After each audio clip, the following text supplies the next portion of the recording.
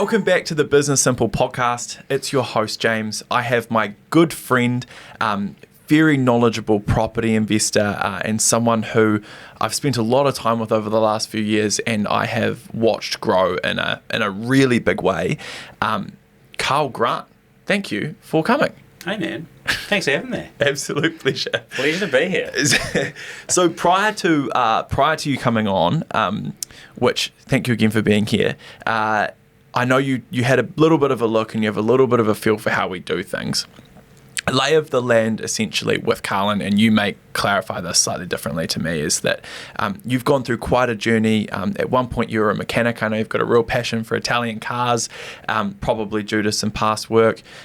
You grew a property portfolio up to, I believe it was 74 doors at the peak of residential, have transitioned across into commercial. You've got some real experience in that place as an investor, as someone doing deals. As you know from listening to these episodes, we tend to kind of start with someone's story and what that kind of looks like. If that's a logical place for you, I'd love to kind of kick off there. Sure. Hey, she's a story, she's a journey. How long you got? Yeah. I think, and obviously thanks for the intro. I won't correct you on the number of doors. It might have been slightly more than that, but put the ego aside. It's not like that anymore. We've certainly sold down a bit. But going back to the start and how it all, I suppose, began, there's kind of two stages to it. For me, it started very early as far as like my passion for property. And then I suppose there was quite a big gap until I actually started taking it seriously and getting into the business side of it. Weirdly obsessed with property from a very young age. Like, I remember dragging my parents around open homes as a teenager before I could even drive, just getting obsessed, looking at houses and architecture and all that kind of stuff. But look, I come from a pretty humble background. I'd say working class at best. Dad was a mechanic, so diesel mechanic, hydraulic engineer. Didn't really have any introduction to any kind of business or that kind of thing, or any real investing advice as such. I think the only advice they gave me was don't be a mechanic. Which you followed really well. Yeah, so of course as any teenager that thinks they know better, I'm like, well, I'll show you, Dad, I'll be a mechanic. So I spent basically the first 10 years of my working career as a mechanic. I suppose if you discount from like 15 to 19, just doing odd cleaning jobs and stuff. And I was kind of, and maybe even somewhat now, but like this weird introverted creature that just sort of sat in the corner of a workshop fixing cars and just didn't get exposed, I guess, to this other world, which I now know exists, but at the time I didn't. And just didn't have the people around me, I guess, to educate me or let me know that there are other options out there. So, yeah, it's been a journey, but I think there's been, as I look back and think about that journey, there were little hints of entrepreneurship that I picked up along the way that even I didn't maybe know or even maybe even heard that word, but there were certain things I was doing and certain actions I took that probably led me to where I am now. I actually did get into property ownership relatively young. Mm-hmm. And me and a buddy of mine at the time were both apprentices on pretty average wages, but we've been flatting. I just hate being told what to do and always have, and I hated flat inspections. Like some guy just coming around and it's been like, tidy your shit up. Yeah. And like that's enough for me to be like, well, I'm not down with that. Like this needs to stop. Yeah. And that was honestly all it took. We sort of, I started thinking about things. If we like pooled money together, maybe we could buy a home and basically still live like we're flatting, mm-hmm. but just share costs. Yeah. And even that now I look back and that was quite a bold move. Like I don't know of many other people that have teamed up with your buddy and bought a house. Yeah. I guess, fast forward, nearly 20 years now, like everyone wants their first house to be this and that and mint, and they don't want to sacrifice and stuff, whereas we just did what we had to do. I sold a car for 10 grand that I spent 4 years building. It broke my heart. I'll never forget watching it drive away, but that got us into our first place, and probably, I guess, an entry into what home ownership would look like, and I suppose, my foot on the ladder, so I suppose. I suppose to speak. So yeah, that was kind of it. As far as the start goes, and that was 2008. So for some people that are maybe older, might remember 2008. Yeah. Maybe a good time to buy a property. Yeah.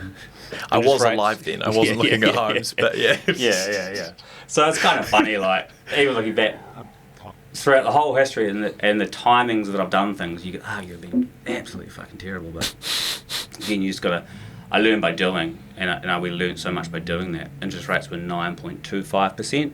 Yep. And that was the norm. Anyone whinging about 7 now can, get fucked, like that, and then you talk to your parents, they were 20%, right? So, yeah. But we did what we had to do, and that was it. That was the start. Nice.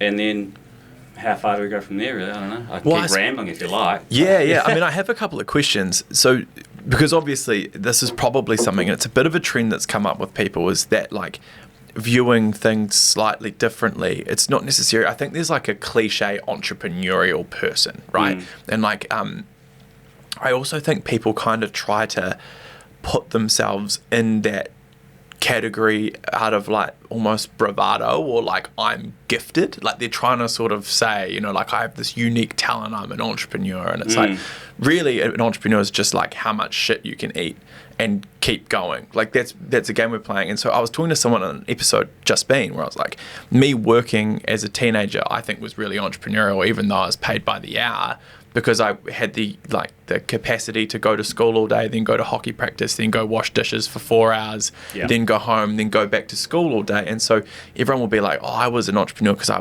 had a juice stand when I was 7, or I would go around mowing my neighbour's lawns for $10 or whatever. But I think it fills lots of different shapes and sizes. Generally speaking, it's just doing what is like not the normal, right? And then usually a big part of that comes with sacrifice. And so you had to sell the car. And like the people who didn't sell the car didn't have the same opportunities that popped up as a result of that. Yeah. I can't imagine you guys were killing it on a weekly income basis, but pooling your resources, making a couple of sacrifices between you started a journey that most people, like lots of people, never get to owning a home. No. And again, yeah, you're right. It is about that sacrifice. And yeah, we're just so glad that we did that. It was funny because like he took a different path, my mate. He got off the job opportunity in Perth, and I ended up buying him out of the property.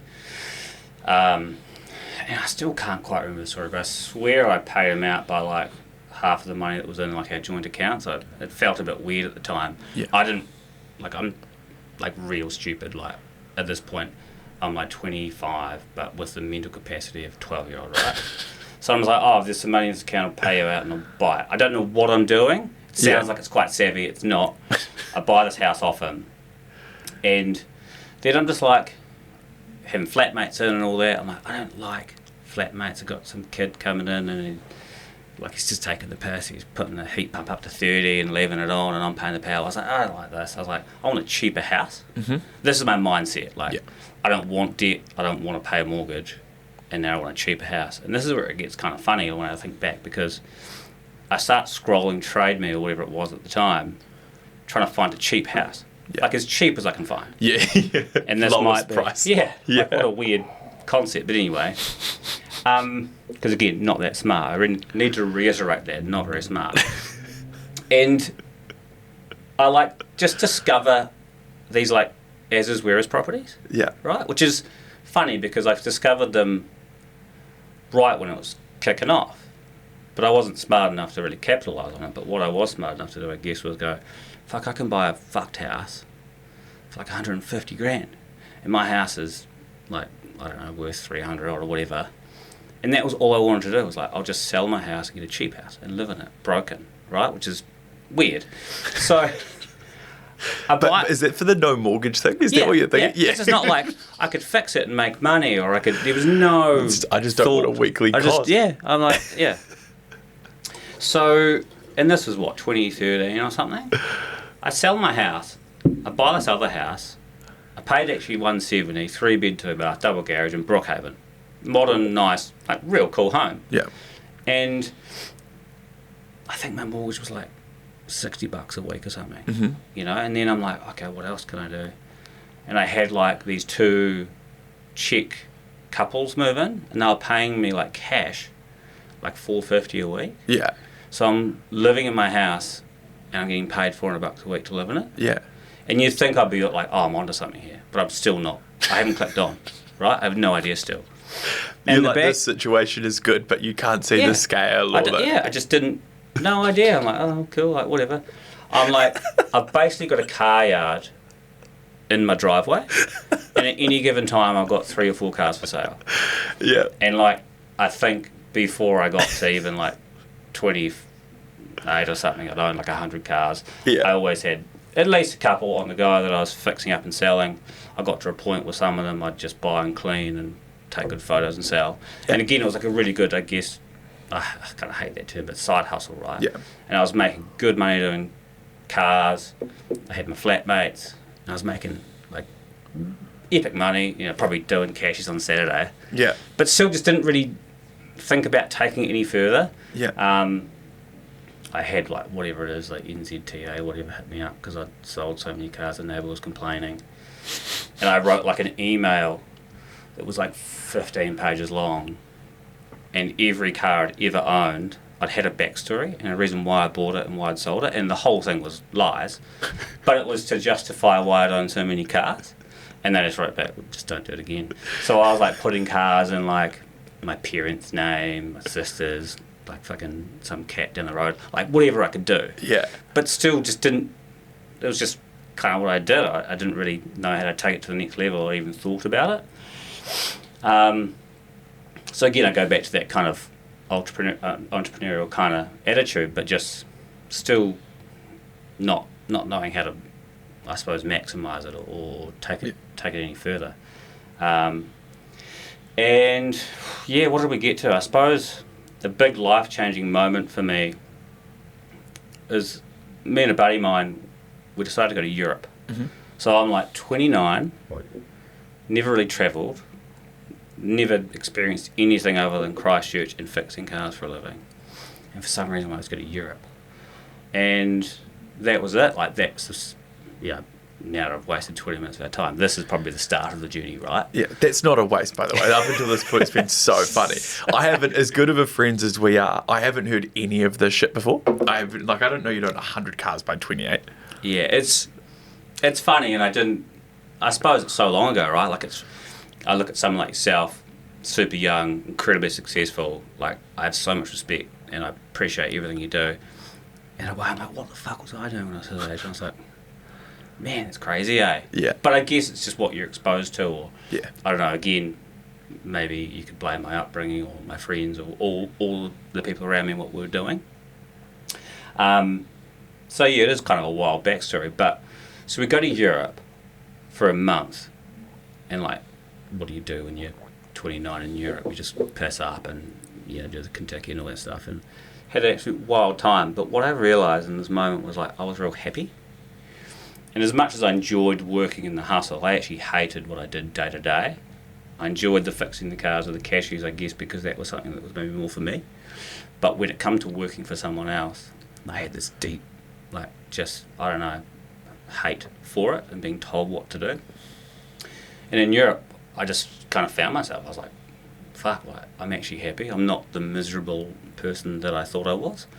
And like, you look around yourself and you talk to any mechanic or maybe even other trades, like, you see the old boys, the old battlers, they're 60, 70, still battling away, and they're pretty miserable.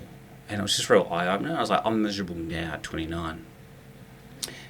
But I'm actually not miserable. I'm a happy person. I'm just not doing what makes me happy. Yeah, and your work is a huge portion of your life, right? Yeah. So you've got these fulfilling activities you're doing outside of work, but that doesn't negate the 40 hours a week of work, Oh, yeah. It was crazy. I was in a dark place. It was just, depressing, but I won't go into it. But again, you're part of the journey, I guess. Like, for me, that opened my eyes. I come home from Europe and I got my apprentice and he's quit.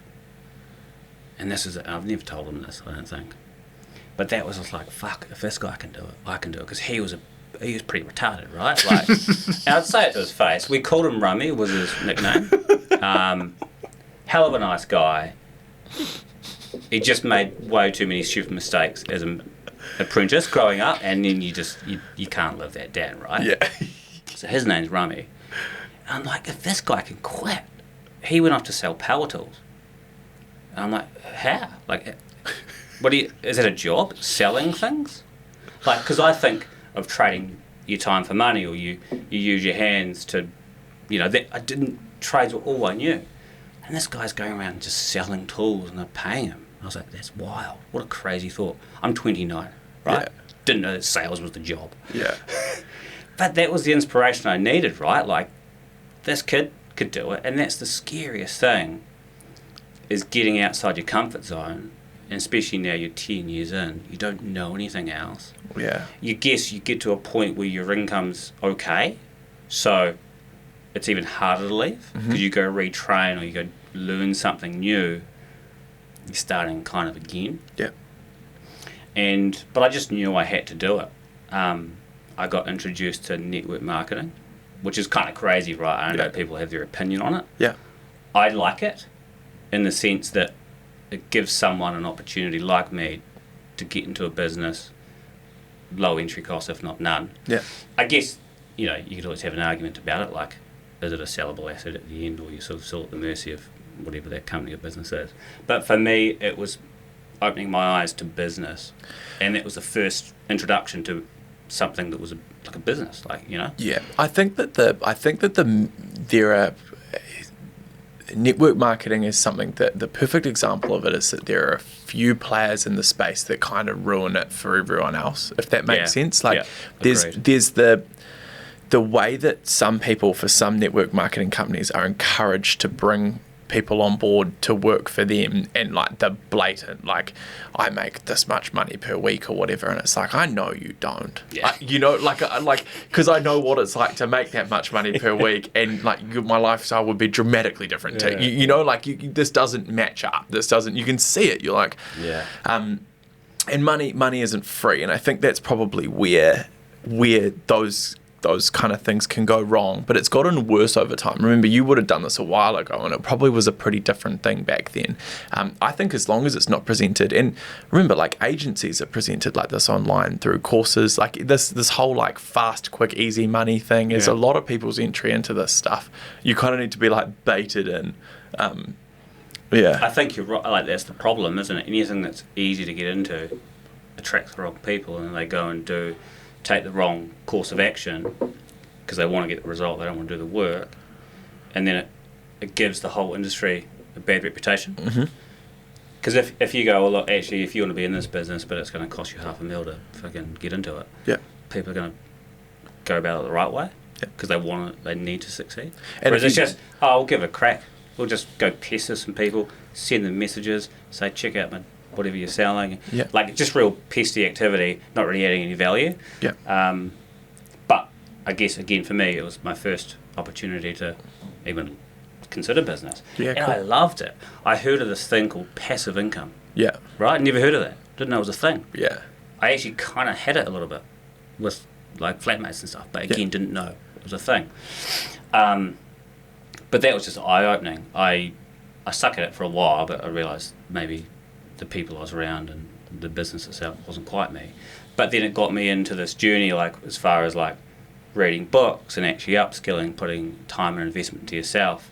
And the big one, and I listened to Billy's podcast too, but it's the same deal, same book, Rich Dad Poor Dad. Just like blew my world up. I was just like, wow, I can generate passive income off income generating assets. Like, man, all I've got to do is just buy 10 houses. Each house makes $100 a week. Cool, that's $1,000 a week.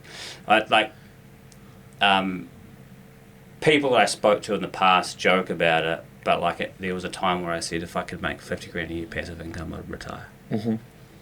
But again, that's all I made. Nowadays, that it pays the nanny or whatever. Like, I've got some more more expensive problems, but like that covers dinners. That was reality then, and that was actually quite achievable. So that was it, and I just had to quit my job.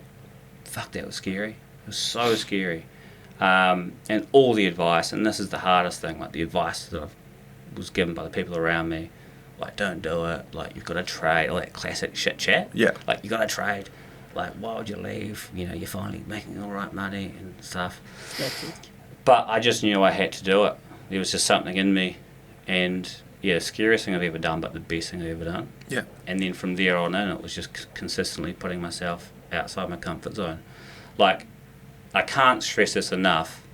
I'm already, like, maybe awkward and weird now, but you imagine me 10 years ago having never spoken to a stranger. Yeah. Because I'd just been in a workshop my whole life, no interaction with the public. My only mates were my mates from school, like, would, you know, fixing cars and drinking beers and shit. Like, I'd probably never spoken to a female sober, right? Because I couldn't do that. So, like, in there, I'm going to go sell stuff. So, there's this company, they took me on, and I don't know why they took me on, but it was selling radiators, right? So, at least, I guess, it was car related. I had some background or knowledge in the product, which helped. Yeah. But, like, it was a shit show. Like, I'm talking like it would take me 10 minutes to pick up the phone because I'm just sitting there scared, like, what will I say to them? What do I? And it was just scary. And it's funny to think back because now I live for cold calling. I don't do it anymore, but I love to. I really enjoy that process. But it was just so scary, but I just knew I had to get through these tough times and get completely outside my comfort zone before I could grow. And again, it's what these books sort of taught me. So I eventually actually become very good. I got obsessed with sales, sales techniques and language and stuff. I really studied it, I practiced, and I actually got really good at it. I become the best salesman in the country nationwide. I had this thing where we sold radiator caps, and they were like a special thing we did. And I still remember it was 10 for $20 or 20 for $30. I was like, do you want 10 or 20? It's that simple. Yeah. I just closed every time. I mean, it's not a big deal, right? But it's just that language. And all the salespeople in the country are like, how do you sell so many? I'm like, well, I just don't give them the option of not buying one. Yeah. Like, it's that simple. But I got really obsessed with it. And I loved it. And I was just selling radiator caps. Like, there's no commission or money in it. But I just had so much fun with it. Yeah. But I then, and this is another trend, I guess, is anytime I get good at something now, because I've made that first step to getting outside my comfort zone, I'm not afraid to do it again. I'm not afraid to start again. So I got real good at it, and then I just quit. Because I was like, well, I need to grow again. Yeah. Like, and it's radiators. There's no real future in it, right? Yeah. How good is that? Because I'm, and I mean, I think this is probably a part of why we get along so well, is I'm like you in the sense that I am deeply introverted. Like, as a person, my dream scenario is like, don't talk to any people. I could go for like a week just in a room by myself, just fine. Like, and I talk to people and they're like, I think we're both in a situation where like, we're both with extroverts as well, which is really interesting. Probably not podcast related, but like that becomes a whole separate thing where Jen pulls her, like, she recharges with people, I recharge by myself. So there's this constant pull at home where I'm like, I want, but so like I'm this deeply introverted kid at the same time as you. And I'm like, I want to get into sales because people have told me that I've got the gift of the gab and I can't think of anything else that I would want to do. And like, I haven't finished school or whatever. And then just you go and do, like, yours was selling radio caps, mine was knocking on doors selling power. How cool is it how cool is it doing a period of time in a high repetition sales environment where you get a chance to like internally kind of, you get all this data, right? So like I had if you saw my pitch at the end of Nova Energy, a word was out of place. Like everything was so perfect. I knew that when I would close, I would go through and I'd list multiple things about Nova Energy that were like positive reinforcement things.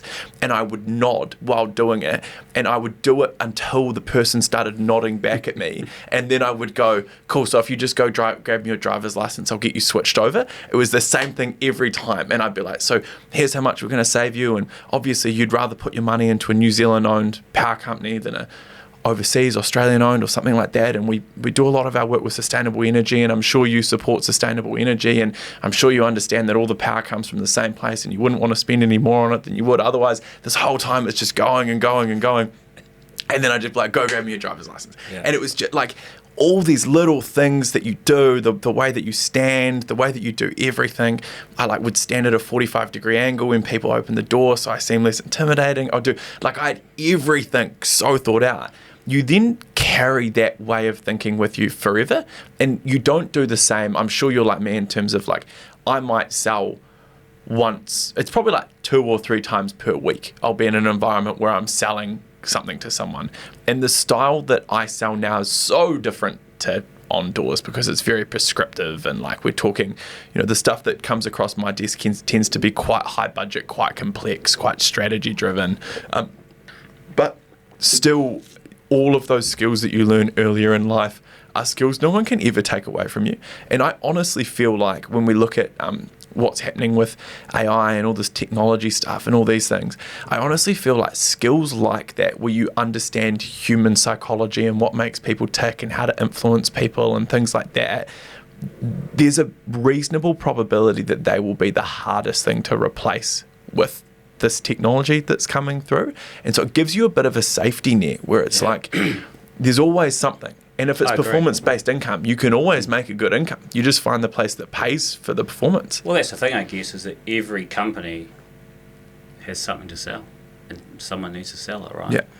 And I love it. I love talking to salespeople that take it seriously, that have gone through that process. You'd have taken notes the times you'd failed. You'd taken notes the times you succeeded. You start building a bit of a picture of what's working and what's not. And I'm the same as you. I don't sell anymore. I've got nothing to fucking sell. Yeah. It actually upsets me talking about how much I enjoyed sales to now not selling anything.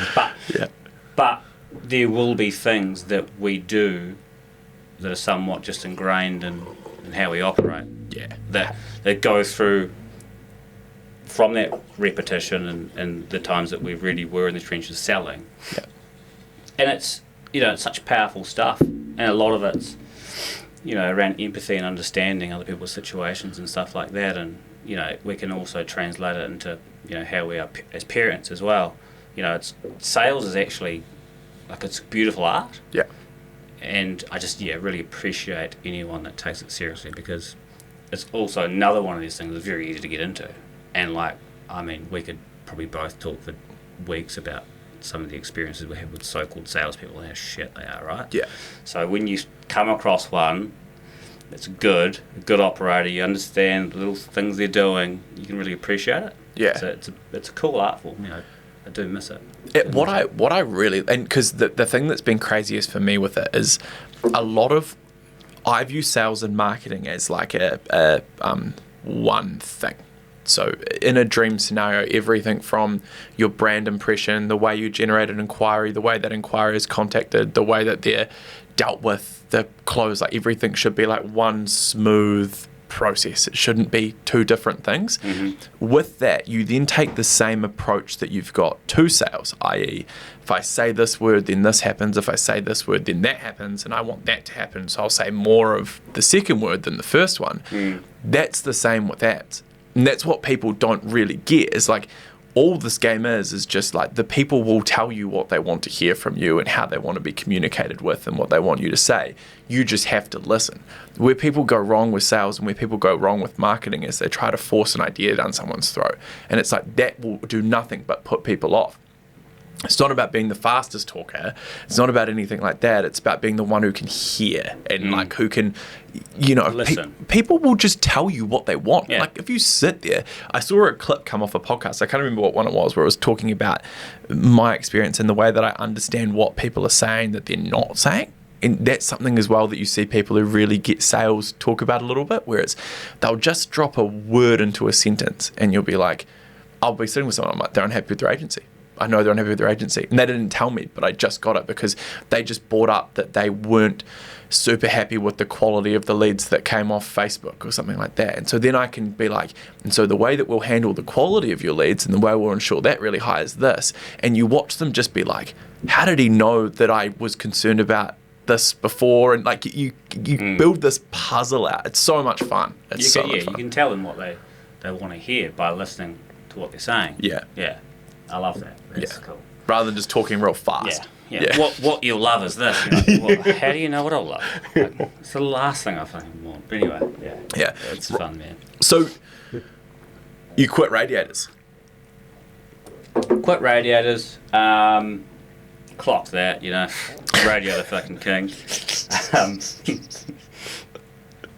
And I went to join a buddy selling power tools. Yeah. And fuck, this is still one of the best jobs. It's the best job I've ever had. Yeah. As far as a job goes, right? It's just like this. They gave me a brand new Amarok, right? Cell phone, laptop, everything. Never had a brand new car. This is sick. Like, I'll just take the job. Don't even pay me, right? But like, that was just a new level of fun because I guess I was working with my buddy. It was like a really big, massive corporate, right? So like, head office was in Auckland. We kind of just run riot down here doing what we want. It was crazy because like, we had to do weekly reports, but all the reports were just like, send photos of where you've been and what you've been doing.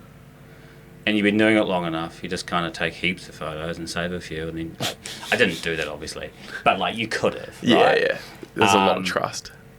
We were, a big part of my role was like demonstrating the tools and being on site.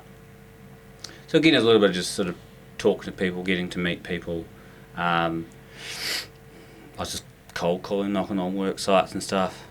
As a tradie myself, I know how good it is when the tool salesman comes around because it's a chance to slacken off.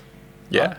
So like me now being the tool guy, how good was that? Like everyone wants to see you. Yeah. Whether they're going to buy any tools or not. But again, my job was just to demonstrate the tools.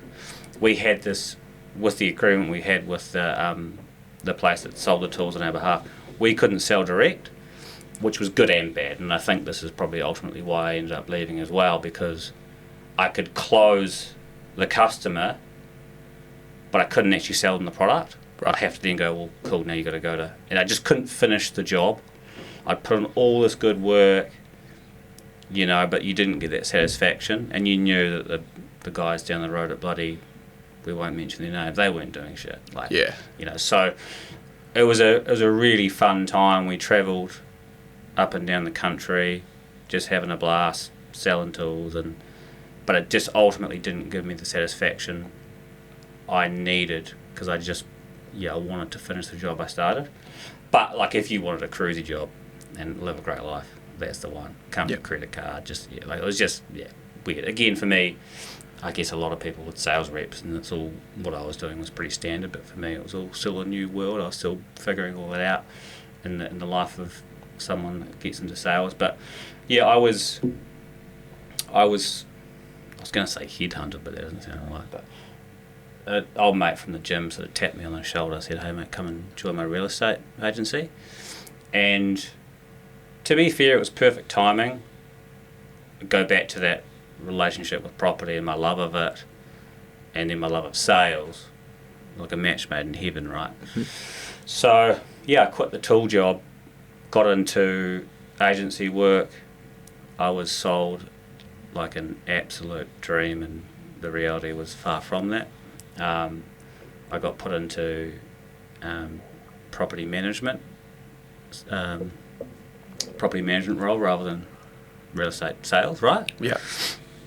And we've skipped a little bit, but the reason I actually knew the guy was from the gym, but also because he managed, at this point in time, I had 3 rentals. Yeah.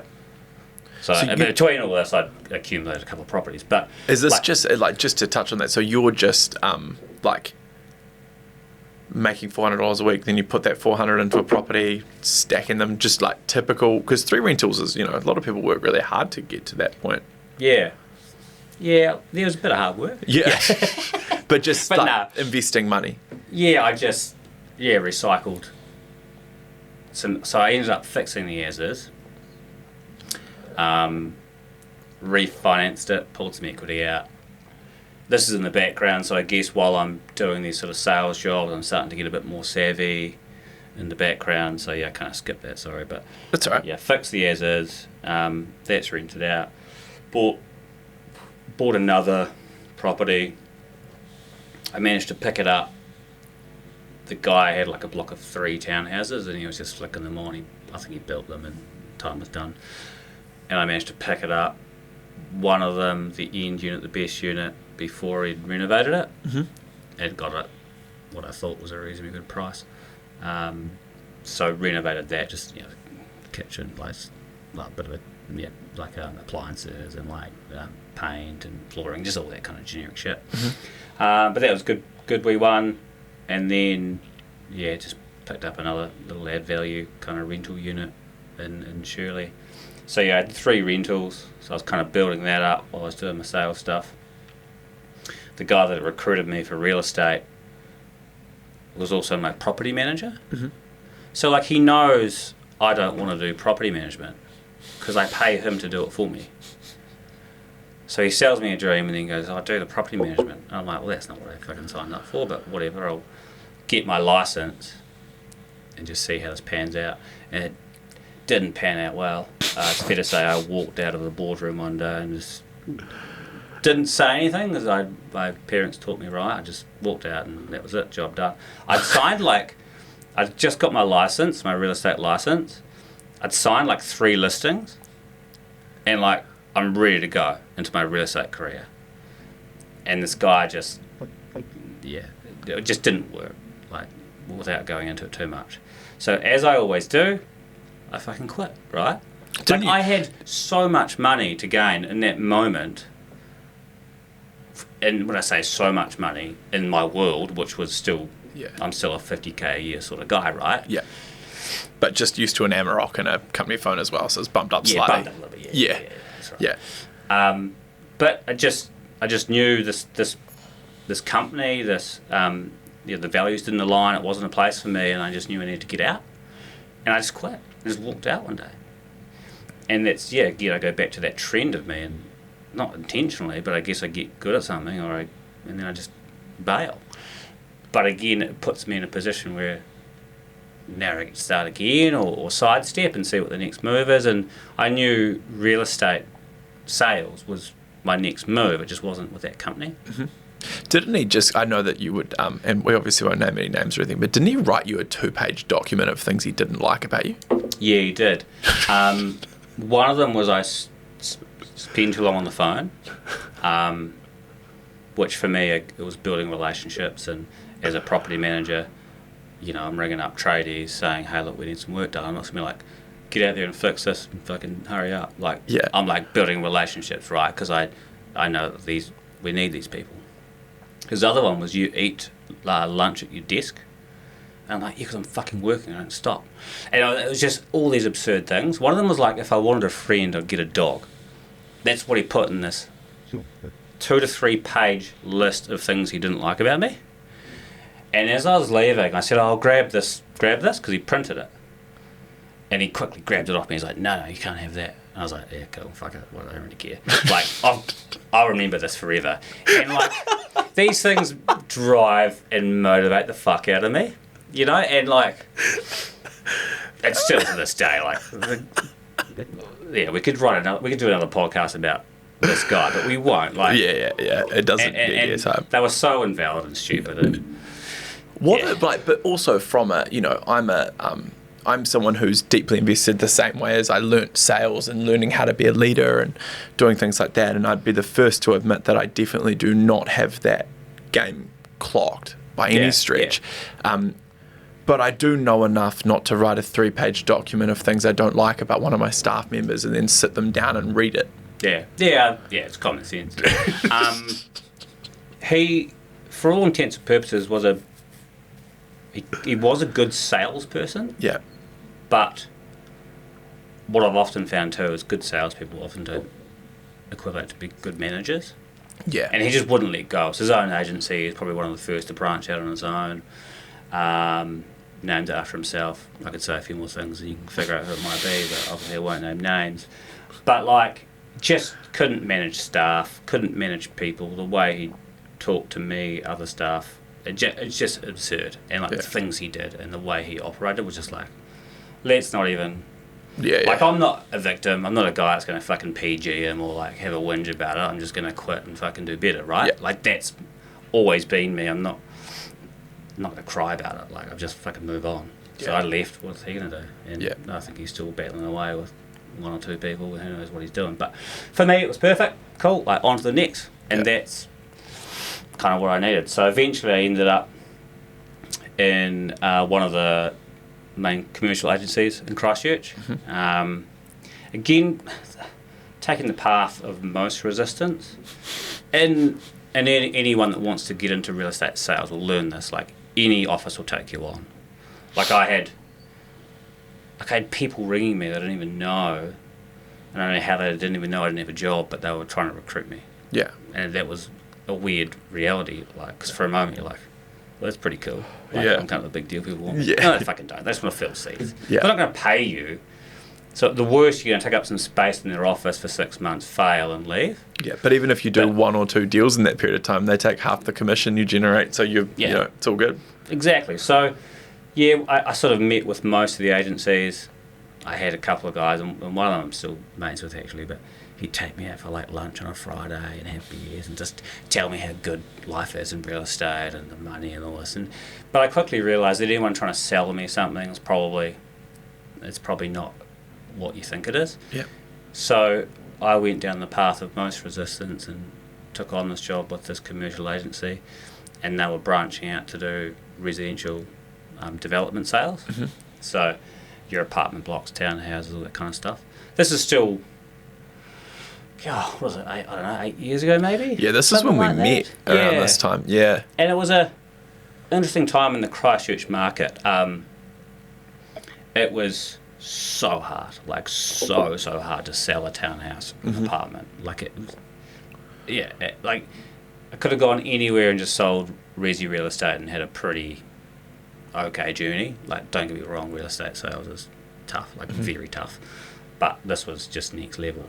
But I really enjoyed the reason I took the job was what I would learn from it, what I would gain from it. Being around commercial agents, being around, our clients, and our main clientele were investors and developers and all those types of people. A lot of the guys in the office become a running joke, that office actually, because all the agents were also doing heaps of deals, like on the.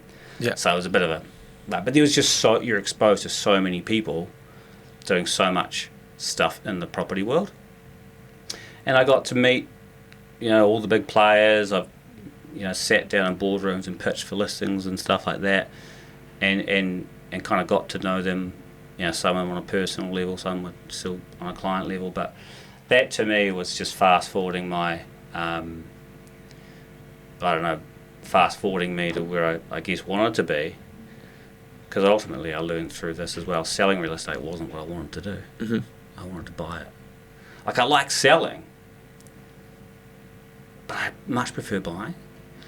So I learnt that through this process, to the point where now actually buying real estate's what I want to be doing. Yeah.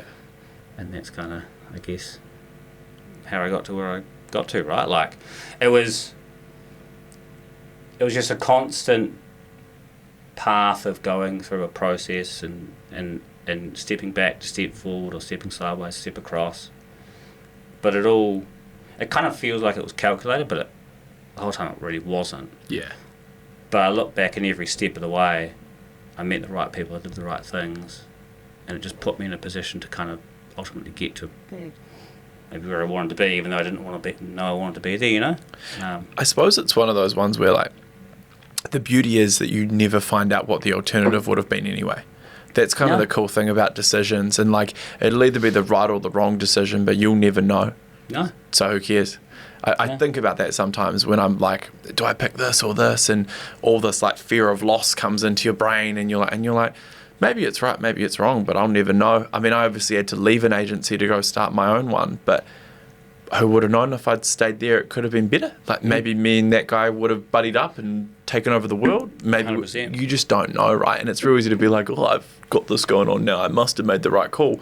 You just don't know. No. There's that thing that I saw a quote of it, and it was talking about, I'll butcher this, but it's basically like this folklore kind of thing where this guy's talking about his son breaks his leg, and everyone's like, I'm sorry to hear that. And then the next day, people from the army turn up and they're like taking people on consignment to join the military, and they can't take his son because his son's leg's broken. So they're like, congratulations. And he's like, maybe. And it goes through this series of things ongoing where good and bad things happen, and you see how they intertwine with each other. You never really know whether something's good or not in real time. No. Yeah. No. Good timing to break your leg, maybe. You know, like, you just don't know. Yeah. You just don't know. Right, and so then we go through a pretty crazy period of buying property. That becomes your thing. Talk to me about the switch from, because this is something that's come up. I've had a number of people on here who started out as residential investors that have kind of pushed across to commercial. What is it about commercial that's got you so interested? It's a good question. I think it's probably going back to the path of most resistance, right? Why It's make harder. it easy when it could be hard? I think don't get me wrong, like, investing in residential real estate is exciting when you start out, right? Like, it's pretty cool to buy a couple of houses, watch your portfolio grow, see your rent roll grow. Like, for us, we went from sort of houses to blocks of flats, because you can only, to buy 4 houses separately, it's 4 transactions, and it's a lot of work, whereas you could get 4 income streams from 1 transaction, so then you start getting into blocks of flats and bits and pieces like that. So it was a gradual process to get from houses to commercial. But ultimately, I guess, the formula for residential somewhat stays the same.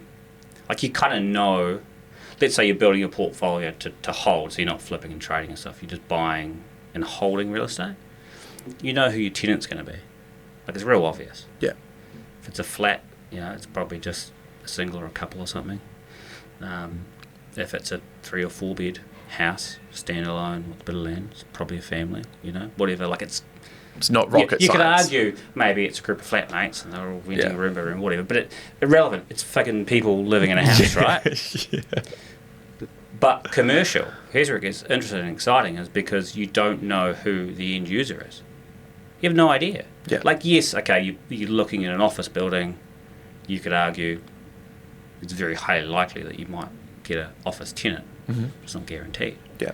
Because that building could be better used for something else, or you might have no one looking for an office in that particular time. Then it could be a yoga studio, could be a fucking hair salon, it could be anything. Yeah, obviously, within what can and can't be done in certain zoning and all that rest of the stuff that goes with it. But what it does, I think it really makes you think. You've got to be a few steps ahead, and that's exciting. Renovating kitchens and bathrooms don't add value anymore, right? Yeah. And like, even buying a vacant building and putting a tenant in it doesn't necessarily add value. Yeah. Might be the opposite, removing a tenant because it's worth more vacant. So you really need to be a few steps ahead, and I think that's what I like about it. It's kind of like the unknown. Like, how do I figure this out? How do I see an angle that others don't see, or do I know the exit strategy, right? And I don't always. Sometimes you've got to wing it, right? Like, I might be, let's say, 7-8 years into my investing journey, but I'm still just a guy winging it, really. That's the reality. But it's an educated wing in it. Yeah. But, it's exciting. The way to extract value can be a lot quicker and easier. Yeah. But also that's not always guaranteed. Yeah. Right? But it keeps you on your toes. I think from an investment perspective, I go back to that buy and hold strategy. We learnt so much through the past 5 years, right, with like interest rates rising, certain governments coming in and fucking shit up, right, and just killing cash flow. You've always got a target on your back as a residential property investor. Yeah. Like, we're providing a solution. And often we're buying, like, I've taken flats off the earthquake prone register by strengthening them and renovating them and providing housing for people that need it. We've always worked with, like the MSDs and the church groups and stuff. I give people an opportunity when others might not. Mm-hmm. Like, I don't think there's any element of greed in what I've done in the past. Yeah. But tell that to, like, the Labour government, right? They just want to fucking slam you. So the one thing about commercial too is no one's fucking with it. Yeah. It is what it is. And it's still the same, like we're providing a solution to a business as opposed to providing a solution to a family or a person that needs housing. But there's a lot of reasons why commercial is a more attractive option, especially from a buying and holding perspective. Yeah. Among many other things. But yeah, how far do you want to go with it?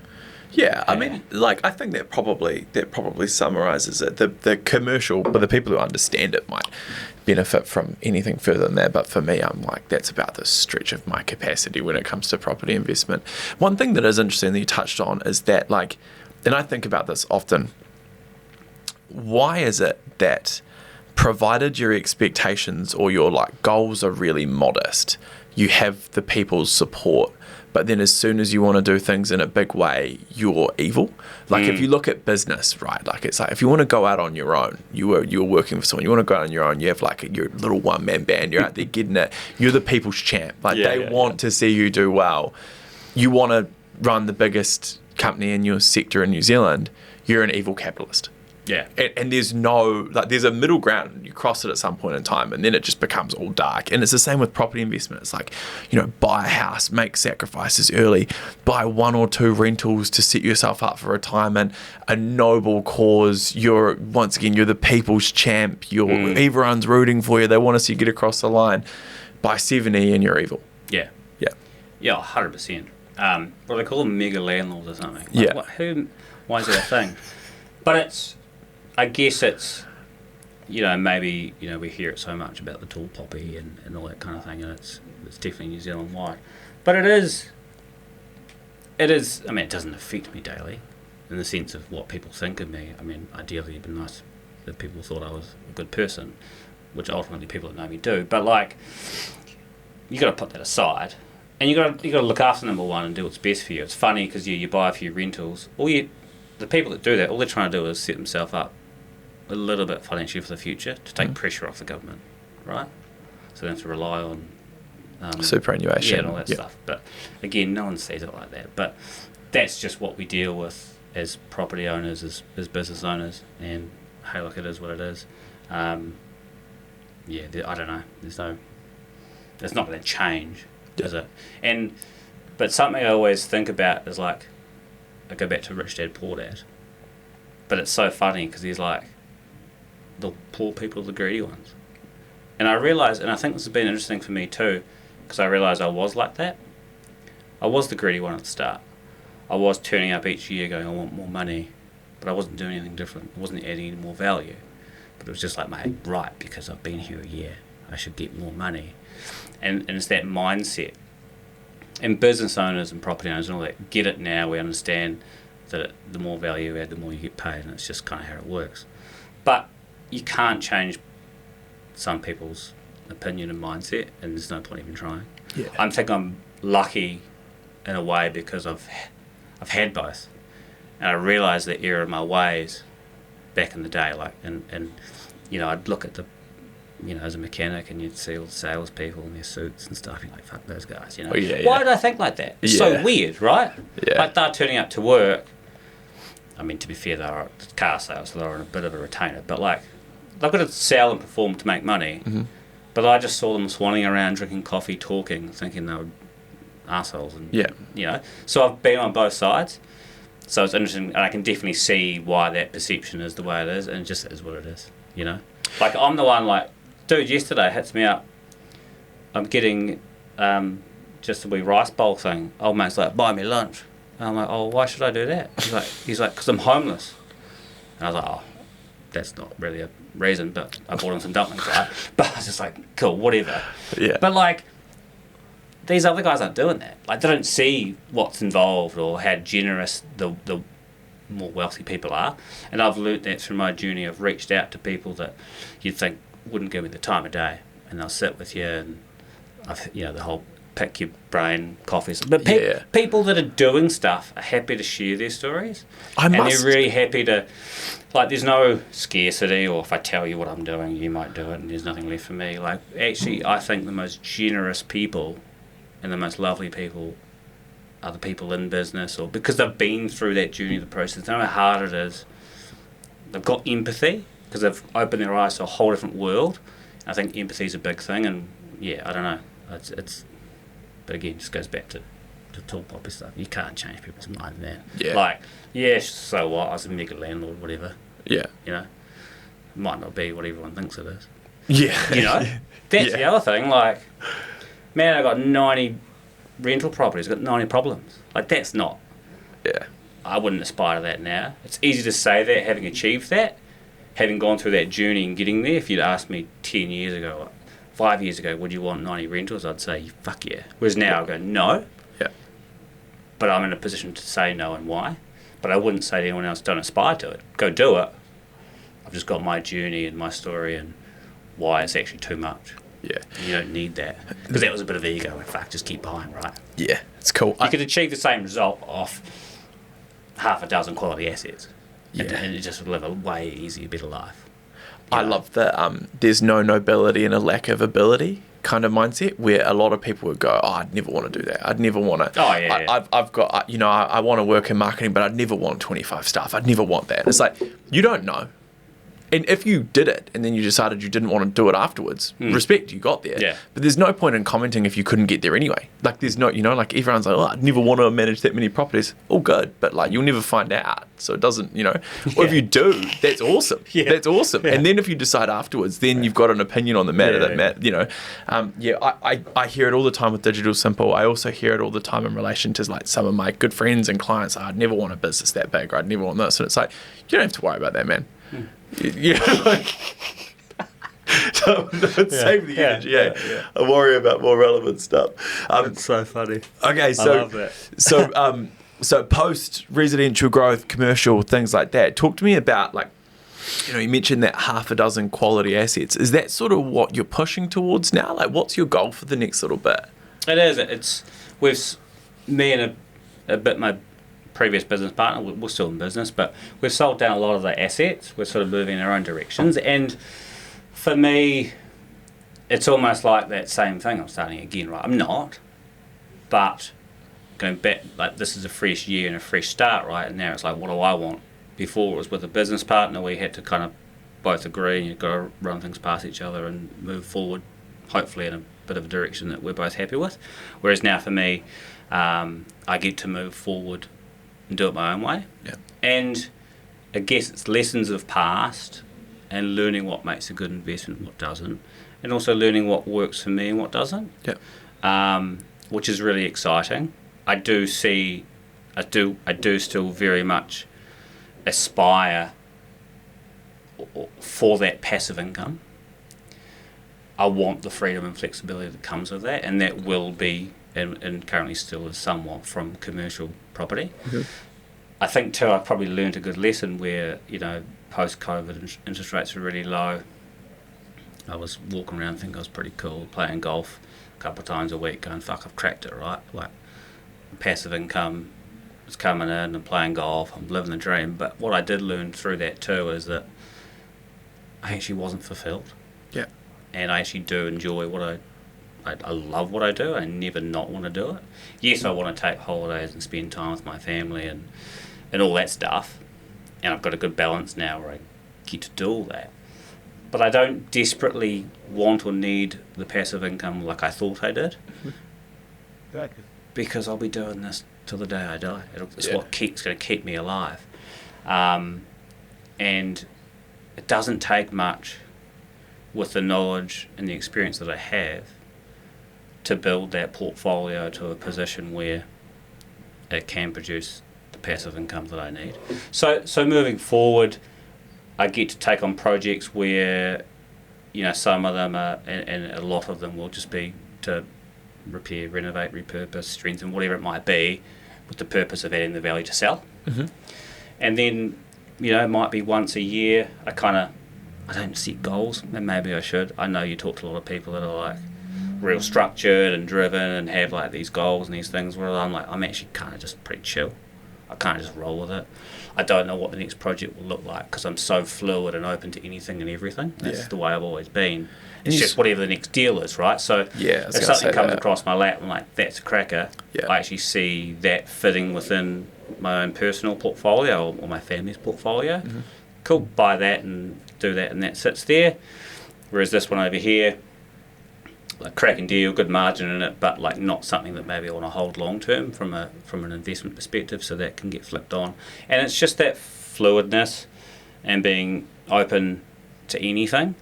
And it's kind of hard to articulate what it is I do because it's just so random, right? Like agents are like, "What are you looking for?" And I was like, "Well, just bring me a good deal." Yeah, like something I can make money on, right? But like I know that doesn't sound very good either, but that's the reality. We're all in it to make money, but it's just taking that control back, and just for me moving forward with purpose on my own journey, and just buying what I want when I want, and having fun with it. Yeah, cool. And I'm looking at little resi things. I'm looking at commercial stuff, and I'm just whatever, and that's the fun. Yeah, just want to do deals. Just want to do deals because I enjoy the deal. I've always enjoyed, and typically I always enjoy the sourcing and the negotiating and the securing. I do tend to lose a little bit of interest once I bought something. Yeah. And that's, I don't know, that's just how I operate, I guess. Now that's done. The fun's over. Yeah. Whereas the fun for some people could be in the project. Whereas I'm done now. Yeah. And even selling it, I'm like, that's no fun. Sort of buy it. Yeah. But that's what the future looks like. So same jam. It's just me doing my thing. I'm partnering up with certain people on certain projects. I'm doing certain projects on my own. Again, it's fluid. Some projects might be sort of construction intensive, so I can bring someone in with more of a background there. Some projects that come in, maybe my capital's tied up in some other stuff, so I can just bring someone to fund it. So it's kind of fluid again, and it just brings that control back. Mm-hmm. But ultimately, I get to do what I want to do when I want to do it, and I'm actually, I'm having a good time. And nice. Spending, as you know too, like with the wee boys, like just spending time with a young fella. He's 2 in a few months, and it won't be long till he's at school. So I've got to spend that time with him. Yeah. I've got 3 years left until he's at school. Yeah. And that's kind of scary. Yeah. Times move so fast, so that's a huge priority too. Yeah. So that's kind of me. It is one of the things that, and I don't think me and Jen necessarily thought it through in its entirety. Plus, I didn't really know the start of my year was going to be what it's been so far. But it's a really, really hard thing to balance. The work plus looking after yourself. Trying to do those two things together is hard. But then also trying to support the mother of your child plus the child themselves is a whole nother tier beyond that. And there's a heap of guilt that comes with it. I get tied up. I finished work last night at 10 p.m. I was up at 4:30 this morning, on-site shooting at 5 a.m. this morning. I actually went home afterwards and hung out with Archie for about 45 minutes, maybe an hour while Jen went to the gym. But that's me probably for, I don't know, I don't see a path to spending a lot of time with him today. Yeah. I've got a lot of stuff to do. So shut up.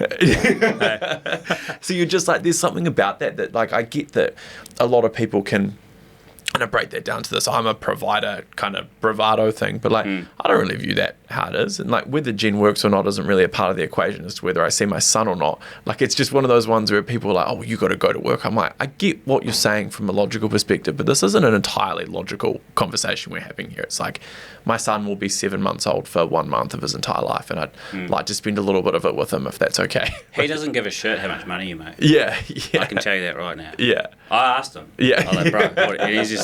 He doesn't but that's the thing, and that's where you're now in this position where ultimately you need to make some decisions are you going to hustle and grind, or are you going to set certain things in place that can take things off your plate so you can spend that time? Only you can decide that. But I think, I've said this a lot, I think it's one of the hardest things is being self-employed. I hate that word, but being self-employed or a business owner with the so-called freedom and flexibility, and being a parent, because you're somewhat torn, and that you need to go out and make money to provide, because ultimately we don't want our partners, our fiancés working, unless they choose to.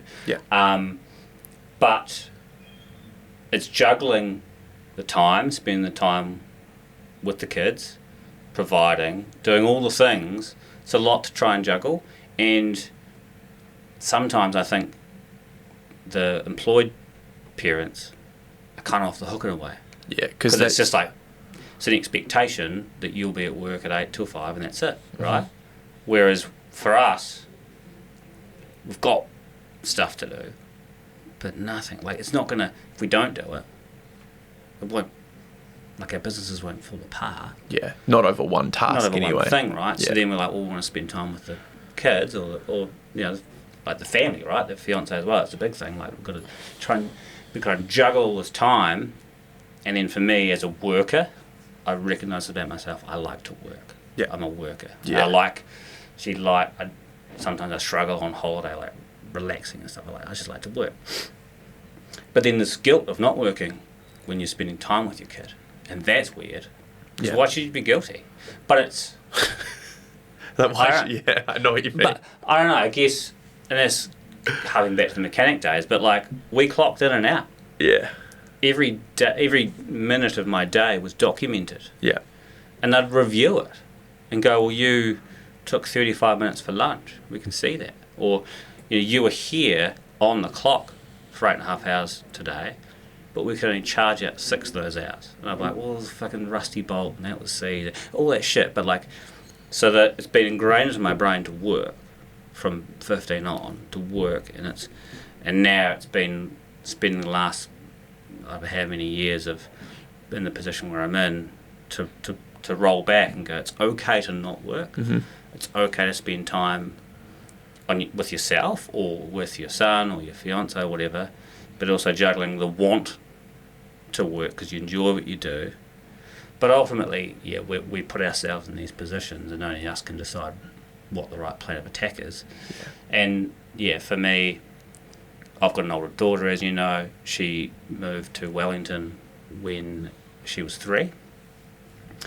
And I wasn't with the mum either, so just to add complications to it. But I didn't get to spend that time and be there with her when she grew up.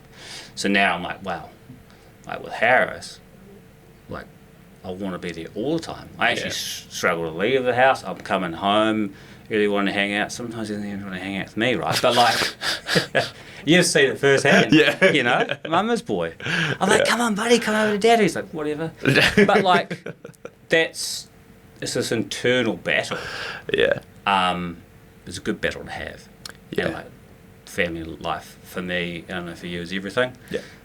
And then just juggling how we provide and also do what we need, and yeah, it's a tough one. And I think communicating with your partner too, right? Like me and Jen just had a conversation and I was like, my purpose is to build. It's like, that is what I do. That's what makes me feel the way that I want to feel. That's what brings me the thing. And like, I'm also dead certain that I'm not going to let that get in the way of being a good dad. But in every moment that I have around that, I'm going to go and build shit. And she's like, my purpose is to be a mum and have a massive family and do that stuff. I'm like, right, well, if I have the space to build shit, you're going to have the space to be a mum. And so like, let's just team up and we're going to both have to sacrifice at points here. And some of these things are going to be hard. Like in the same way as I'm going to not be home some nights and I want to be, you're going to be by yourself at home some nights and you want me to be there. We're both going to have to work for this. It's the way that it is. But if we both commit, I think we can both look back on this long term and be like, wow, we both got to do exactly what we drew the most purpose from, with a reasonable amount of compromise where we also got the best of both worlds to an extent. Yeah. And that I think is the thing that's hard to try to balance, is I'm like, I want to build businesses. That's what I want to do. And I deeply want to be a great dad too. I feel like that's just a thing that you have to do. But I'm like, as far as contributing to society, I think that's the thing that I would like to do the most. You just have to have that communication piece with your partner. I think it would 100%. And what those conversations look like between you and Jen compared to me and Tamara will be different, and what we want, but ultimately it's just figuring it out, right? You get one shot at life, as corny as it sounds, but you fucking do what you want. Make the most of it. Cool. Hey, I have a closing question for every person that comes on this podcast. If you've listened to a few of them, you may know what I'm about to ask you. I've listened to them and I'd forgotten the question, but one thing I do know is when I've heard the question, I know I don't have an answer to it. So this will be fun. I had one thing to prepare. If you were to go back, so we go all the way back to 19-year-old mechanic Karl, you were to give yourself one piece of advice for the journey that you're about to follow? One thing you could do differently, one mentality you could change, one mindset shift, anything that you want, what would it be? It's such a good question because in a way I have a million regrets and in a way I have none, right? Yeah.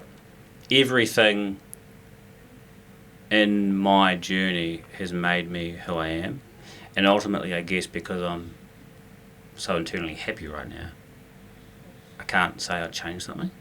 You know what I mean? Yeah. Is that weird? No, I think I understand. there's one thing I always think about a lot, and more so when I'm spending time with you than anyone else, which fucks me off, is just that you're so fucking young and you're doing what you're doing. And I love that. Mm-hmm. And I'm like, what the fuck was I doing?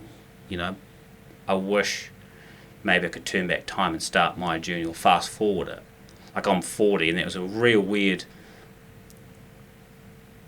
You can't talk about it until you get there, right? Yeah. So you go, it's just a number, whatever. And that's cool. And I had a buddy turn 40 before me and he was a bit weird about it. I was like, what's the big fucking deal, man? And then it happened to me. I'm like, fuck. You know? And it does play on your mind. And there's a part of me, and I've gone full circle, right? I was like, fuck, I'm 40. Like, half my life's over.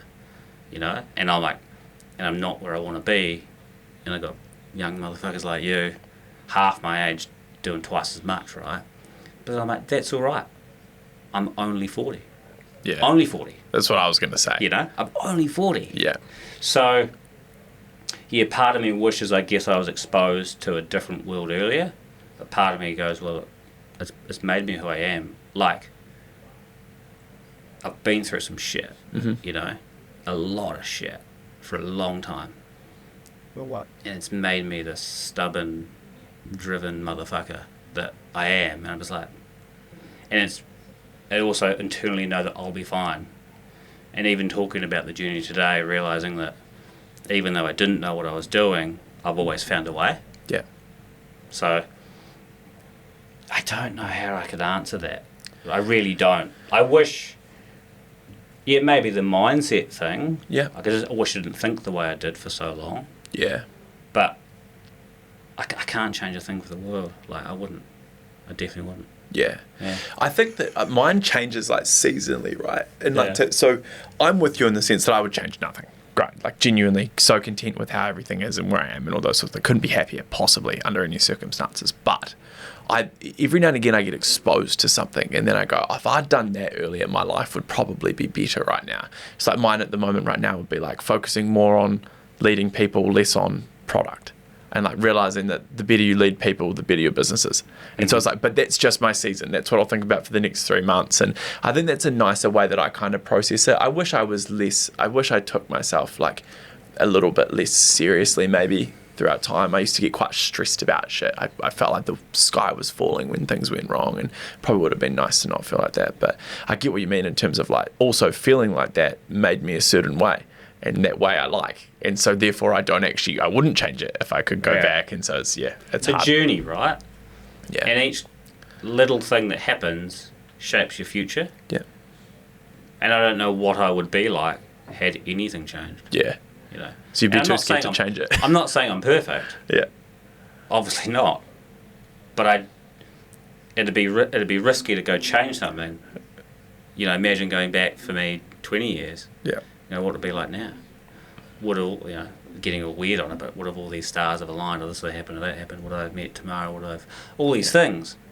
So I'm just like, fuck it, it is what it is. Can't change it. I can't answer your question. You know? Sweet. I'm no good yet. Hey, if someone's listened to you, Karl, and they would like to get in touch, they want to talk through a deal, they want to just chat, whatever it might be, what's the best way for them to get in touch with you? Probably Facebook, I guess. Yeah. Karl Grant, property investor. Like, it's just my wee little page that I chip away at. Like, I'm not a social media guy. I set, like, these goals at the start of the year. Maybe sometimes, like, I should do a bit more content. But, you know, that's not my jam. Yeah. You know, I'm not that guy. Yeah. You know me, like, put me in a group chat, I'll just fucking leave it. It's too much. I admire anyone that's like you, that's running a successful, you know, big business, busy as, parent, still time for like being on the social media chats and being active in the groups and stuff, and that's I'm why you pretty have more inactive. friends than I do, right? Yeah. 'Cause, like you put the effort in and I don't, but like it's all a bit overwhelming. So Yeah. I've got a Facebook page. You can hit me up. Especially when it comes to property, chat all day about it. But I don't do a lot. I guess for me, I rely on the people that need to know who I am, and that's through, my own network. And I try to put a bit of stuff out there that might be interesting to some people. Yeah. But I also just do my thing. Yeah, I like working. I don't maybe talk too much about it. Yeah. This is the most I've ever talked Yeah. about that. Well, you've done exceptionally well. That was really enjoyable. The story stuff, man, that had me laughing at some points. That was pretty funny. Yeah, it's kind of funny. Again, it's not stuff I think about at all or talk about, so it's cool to bring it up. It brings back some emotions and memories, and it's been wild. It's been highs and lows. Like, it's been crazy. It's been really crazy when I think about it, but ultimately it's got me to where I am, and we're in a good spot, so it's Nice. cool. So I appreciate you having me on. No, thank you very much. And thank you if you've listened all the way to this point. Obviously, if you have, make sure you follow us on Spotify. You can look at Karl's beautiful face by watching us on YouTube as well. And socials, Instagram, Facebook, all that kind of thing. We upload heaps of the clips from the podcast. So, if you've listened this far, thanks again. Make sure you check us out on all those places. And thanks again, Karl. That was awesome. Thanks for having me. Cheers. Cheers, brother. Thank you, everyone. Bye.